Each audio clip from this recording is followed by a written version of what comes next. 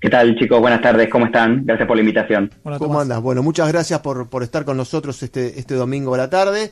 Y más que nada es eso, ¿cómo ves un poco vos cómo ha quedado Europa después de las elecciones, la Unión Europea, ¿no? Después de las elecciones que hubo para el Parlamento Europeo. ¿Cómo pensás que se están acomodando las piezas luego de ese impacto tan fuerte que fueron las elecciones que terminaron el 9 de junio?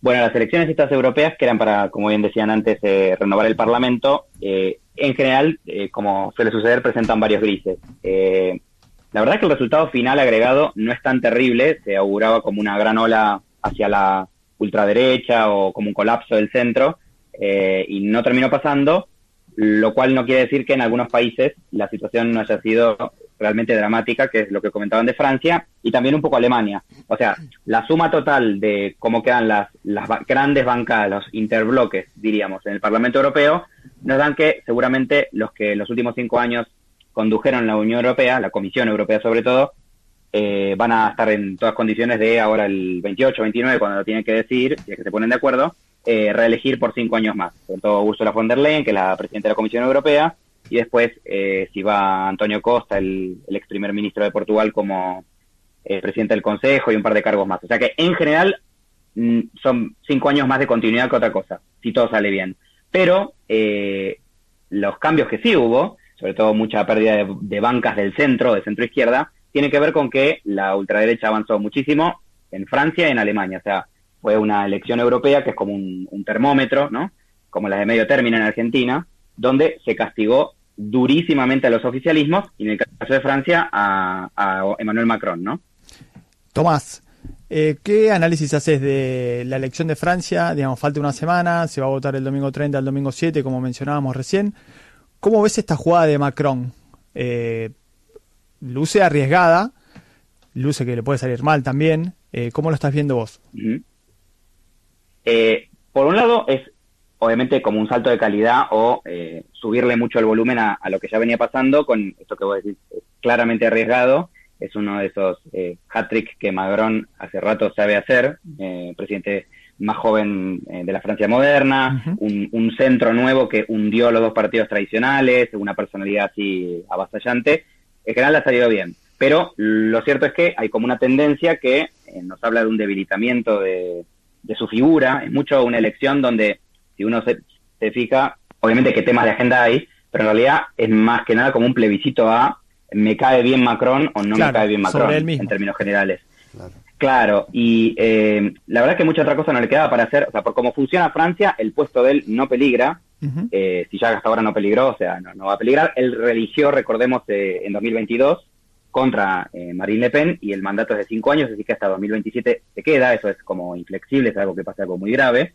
Pero por la Constitución francesa y el modelo francés, él tiene que gobernar la diaria con un primer ministro, ¿no? Que sale de la Asamblea Nacional, del Legislativo, del Congreso. Hasta ahora viene siendo del partido de Macron, claro, el signo político de él, sí, pero todo indica que con esta llamada de elecciones lo va a perder. Y que muy posiblemente sea del partido de Le Pen. Así que vamos a tener una situación que en Francia se conoce como cohabitación, ¿no? Como que convivís con alguien más, porque el presidente es de un color y el primer ministro de otro. Para la elección casi que se replicaron y mucho más abroquelados los como 3 bloques que tuvimos en la presidencial de 2022, es decir, el partido de Macron y algunos aliados, o sea, el centro, la ultraderecha o la derecha así más conservadora, encabezada por Agrupación Nacional, que es esta de Marine Le Pen, y lo que ahora llaman el Nuevo Frente Popular, o sea, remitiéndose a lo que había sido ese gobierno como de muchas izquierdas y tal, justo antes de la Segunda Guerra Mundial, encabezado por el Partido Socialista y por la Francia insumisa esta de Mélenchon. Así que va a ser otra vez una elección de tercios, donde todo pinta que Macron, en la mayoría de las circunscripciones, por lo menos en la primera vuelta, va a salir tercero, o sea, ni siquiera segundo. Claro. Y como decían ustedes antes,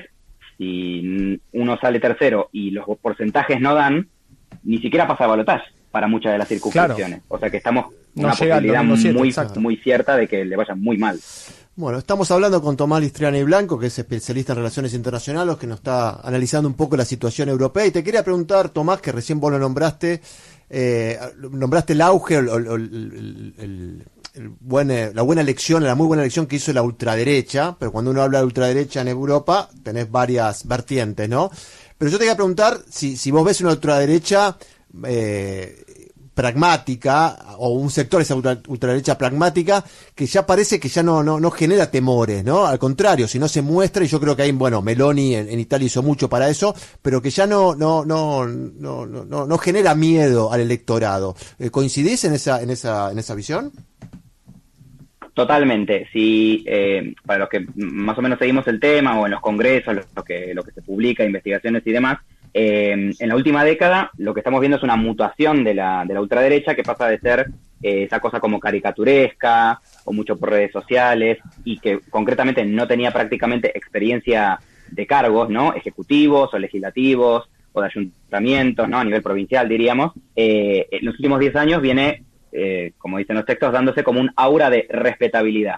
Aquí nadie viene a patear el tablero, nosotros tenemos nuestra agenda para defender a la patria, pero no somos unos antisistema total, lo que queremos es como cambiar el sistema desde adentro. En muchas consignas así como polémicas moderan el mensaje. Por ejemplo, en el caso de Francia, el candidato de Le Pen, el que va a encabezar, ¿no?, las listas, Jordan Bardella, que tiene 28 años, claro, joven, tiene algunas consignas como muy atractivas: empleo juvenil, con el cambio climático todo bien, o sea, no lo niego. Después sí, es más duro en otros temas, por supuesto, no deja de serlo, ¿no? Homosexualidad no, inmigración ni que hablar, pero empieza a encontrar como figuras atractivas, como la de Meloni, que también mencionabas, que le quitan el tabú, ¿no?, a votar a la ultraderecha, y no es simplemente la ultraderecha, así como esta cosa payasesca o de polemizar, ¿no?, los que están ahí gritando afuera, sino que si ya llevan 10 años, ¿no?, siendo tercera o cuarta fuerza, ocupan cargos provinciales, van al Parlamento Europeo, son socios de coalición, lo estamos viendo en Holanda, por ejemplo, también,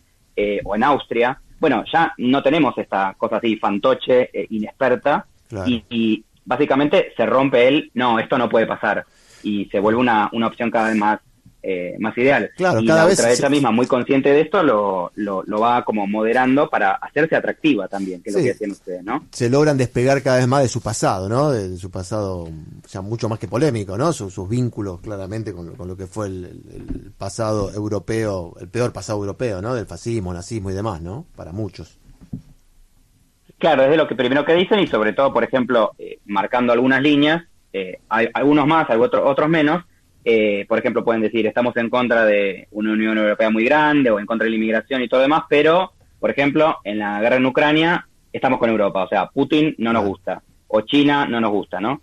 Hay que ver dependiendo del caso, porque va variando, pero todos los partidos así como de derecha más conservadora tienen posiciones que sobre todo recogen muchas demandas muy cotidianas del electorado, y sobre todo el electorado más joven, que esto es importante, estas cuestiones del empleo, la infraestructura, estos como grandes políticas de grandes problemas que la gente no siente que se ve reflejado en nada. Entonces tienen un mensaje como muy simple, concreto, de 3 o 4 propuestas muy contundentes, que cuando además les toca alguna responsabilidad institucional, tienen la ventaja de decir, yo no soy el que ha fracasado, ¿no? Los que vienen pifiándola son los partidos tradicionales, yo estoy sin esas manchas, digamos, de todos estos 30, 40 años de errores, así que, ¿por qué no confiar en nosotros? Que ya somos serios, venimos probando que si nos votan no va a volar todo por los aires, hagamos el esfuerzo. Y eso es principalmente lo que se juega, por ejemplo,